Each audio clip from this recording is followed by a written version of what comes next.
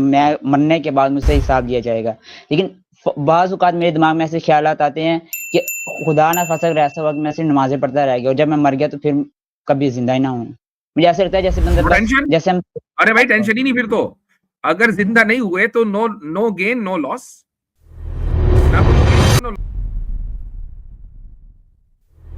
Hello جی جی بولے بولے. میں نے مفتی صاحب کافی دیر سے نا اس کے اوپر ریسرچ کی, یعنی کہ سائنٹیفک پروف آف گوڈ کے اوپر, اور کافی سرچ کرتا رہا. میں نے اپنے اساتذہ کرام سے بھی سوال کیا, جو میرے کالج کے تھے, جو میرے اسکول کے تھے, جو میرے فزکس ٹیچر تھے, جو میرے بایو کے ٹیچر تھے, میں نے سوال کیے. میں نے ریسرچ کی پراپر, آپ کی ویڈیوز دیکھی, کئی لوگوں کی میں نے ویڈیوز دیکھی. مجھے اینڈ پہ یہی نتیجہ ملا کہ ہمارے پاس کوئی سائنٹیفک پروف نہیں ہے. یعنی کہ اگر میں خدا کو مانتا ہوں, یہ میرا بلیو ہے, اگر ایتھیسٹ ایک نہیں مانتا خدا کو تو اس کا بھی بلیو ہے, اس کے پاس کوئی پروف نہیں ہے. یعنی پہلے میں سمجھتا تھا کہ ہمارے پاس نہیں ہے تو وہ لوگ ایبسلیوٹ ان کے پاس ریالٹی ہے. پھر مجھے سمجھ میں آیا کہ نہیں, ان کے پاس بھی نہیں ہے. تو کیا مفتی صاحب آپ کے پاس کوئی ایسا ثبوت ہے کہ جو آپ بتا سکیں کہ یہ ایبسلیوٹ ریالٹی ہے, یعنی یہی ایبسلیوٹ, یہ خدا کو ثابت کرتا ہے؟ آپ نے ابھی کہا کہ آپ نے اپنے فزکس کے ٹیچر سے پوچھا اور کس سے کہ سائنٹیفک پروف نہیں. ہاں جی, مجھے نہیں ملا. تو سائنٹیفک پروف تو ہم نے کبھی تلاش ہی نہیں کیا نا. ہمیں کیا ضرورت ہے سائنٹیفک پروف تلاش کرنے کی؟ ہم جب جس چیز کو تلاش ہی نہیں کر رہے ہیں تو وہ کبھی ملے گی بھی نہیں, چونکہ ہم نے تلاش ہی نہیں کیا اور نہ ہمیں اس میں دلچسپی ہے. اچھا, آپ کو کیا لگتا ہے کہ اگر سائنٹیفک کوئی چیز سائنٹیفکلی پروف ہوگی تو تبھی صحیح ہوگی؟ نہیں, مطلب کہ پھر ایسے کافی پریشانی سی رہتی ہے نا. کوئی پریشانی نہیں ہوتی. ہمیں تو آج تک کوئی پریشانی نہیں ہوئی, چونکہ دیکھیں نا, میں بتا رہا ہوں چونکہ سائنس کا جو اسکوپ ہے وہ تو یہ فزیکل ورلڈ ہے نا. تو اس سائنس کے اسکوپ میں جہاں یہ جو فزیکل ورلڈ ہے, ہم تو خدا کو فزیکل ورلڈ میں مانتے ہی نہیں. تو پھر خدا پر لاز آف فزکس کیسے اپلائی ہوں گے, یا سائنس کیسے اپلائی ہوگی؟ سائنس جس چیز پر بلیو کرتی ہے اس کا کم سے کم محسوس ہونا ضروری ہے.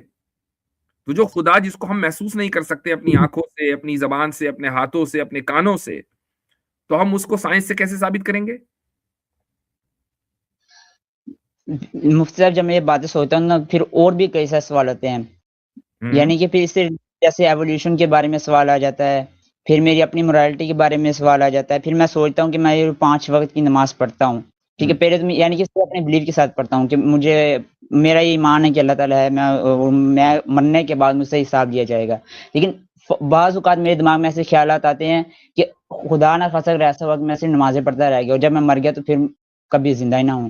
مجھے ایسا لگتا ہے جیسے بندے پاس جیسے ہم, ارے بھائی ٹینشن ہی نہیں. پھر تو اگر زندہ نہیں ہوئے تو نو گین نو لاس.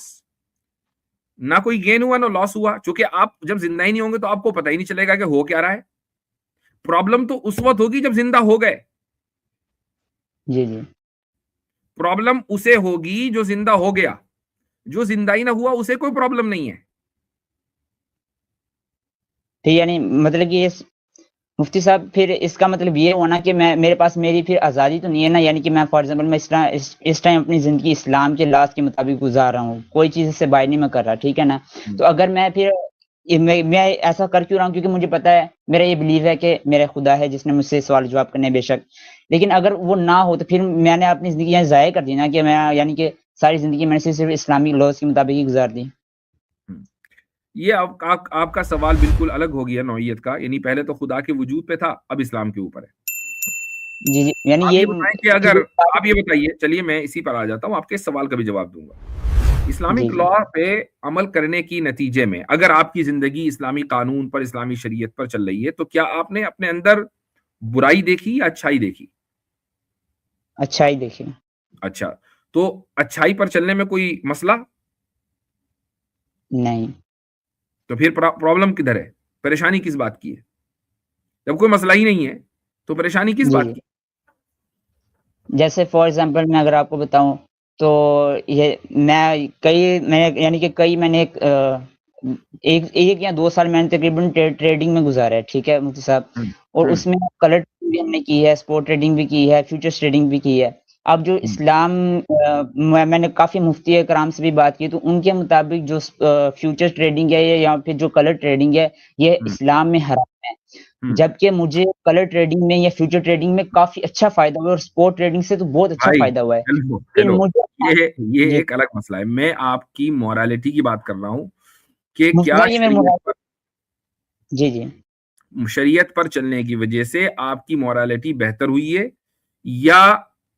یا بدتر ہوئی ہے؟ یعنی آپ کے اندر بیماری آئی ہے، خرابیاں آئی ہیں، ایول آیا ہے، یا آپ اپنے آپ کو بہتر سمجھتے ہیں کہ نہیں مورلی آپ بہتر ہیں؟ اب آپ نے فیوچر ٹریڈنگ وغیرہ وغیرہ کی مثال دی.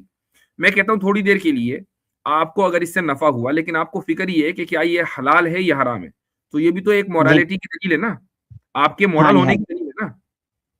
اگر آپ مورل نہ ہوتے، ایک اچھے انسان نہ ہوتے، تو یہ سوال ذہن میں آتا، آپ کہتے ہیں ارے ایسی کی تیسی، حلال ہے کہ حرام ہے، مجھے پیسے سے مطلب. جی تو شریعت نے آپ کی زندگی کو اس طریقے سے اس پر چلنے کی وجہ سے آپ کی زندگی ایسی ہو گئی کہ جو گھر میں پیسے آ رہے ہیں آپ اس کے تعلق سے متفکر ہیں کہ یہ حلال ہے یا حرام ہے، تو یو آر مورلی اسٹرانگر.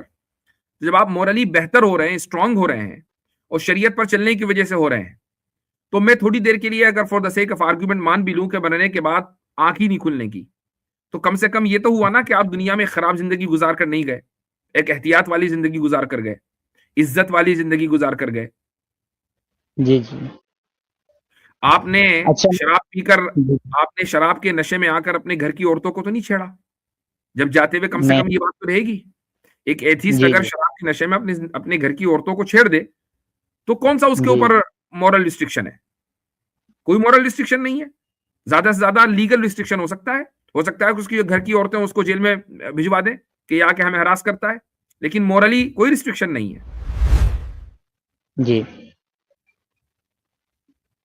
اچھا مفتی صاحب، یہ فائدہ تو ہو گیا نا؟ جی فائدہ تو ہوا ہے، لیکن مفتی صاحب جب میں اکثر نماز پڑھتا ہوں نا، تو جب میں نے ان چیزوں کے اوپر ریسرچ شروع نہیں کی تھی، تو پہلے میں یعنی کہ جب دعا مانگتا تھا تو میری 4 سے 5 منٹ کی میری آرام سکون سے دعا ہوتی تھی، کیونکہ کبھی مجھے پتہ ہی نہیں تھا، میرے دماغ میں خیال ہی نہیں آیا تھا کہ میرا کوئی خدا بھی نہیں ہو سکتا. میں اس طرح کے کبھی میرے دماغ میں سوال نہیں آیا تھا. جب سے میں ان چیزوں میں سرچ کی تو مجھے پتہ چلا کہ ایسا بھی ہوتا ہے. پھر وہ ایک دن وہ جو آواز اقبال ہے خنزیر، اس کی میں نے ایک ویڈیو دیکھ لی، ٹھیک ہے، دعا کے متعلق. میرے دماغ میں اتنے سوال پیدا ہوئے. اب میں جب دعا مانگتا ہوں مجھے لگتا ہے کہ میری دعا قبول ہو رہی ہے نہیں ہو رہی، مجھے کیسے پتا کہ ہو رہی ہے نہیں ہو رہی. کافی اگر مجھے کوئی چیز مل رہی ہے تو اس کا کیا ثبوت ہے کہ یہ چیز مجھے دعا سے مل رہی ہے؟ کیونکہ ایک ہندو بھی دعا کرتا ہے اور ایک کرسچن بھی دعا کرتا ہے، تو اگر انہیں بھی مل رہی ہے تو کیا خدا سب کی دعائیں سنتا ہے؟ اور کیا خدا سب کی دعائیں سنتا ہے؟ تو اس طرح سے نا کافی میرے ذہن میں سوال آتے ہیں. پھر یعنی میں خود میں ہی الجھ جاتا ہوں کہ مجھے سمجھ میں نہیں آتا میں کیا کروں، کیا سوچوں، کیا مطلب کس چیز پہ میں یقین کروں. آپ چونکہ آپ نے کیا بولا اس کے لیے، اویس اقبال کے لیے؟ خنزیر. اچھا، وہ آپ نے بولا، میں نے نہیں بولا، ٹھیک ہے. آپ اس طرح کے لوگوں کی جب ویڈیو دیکھیں گے تو خنزیری اثرات تو بہرحال دماغ میں آئیں گے ہی آئیں گے. تو آپ اسی لیے میں کہتا ہوں کہ بھائی خنزیری اثرات والی ویڈیو دیکھنے کی ضرورت ہی نہیں ہے.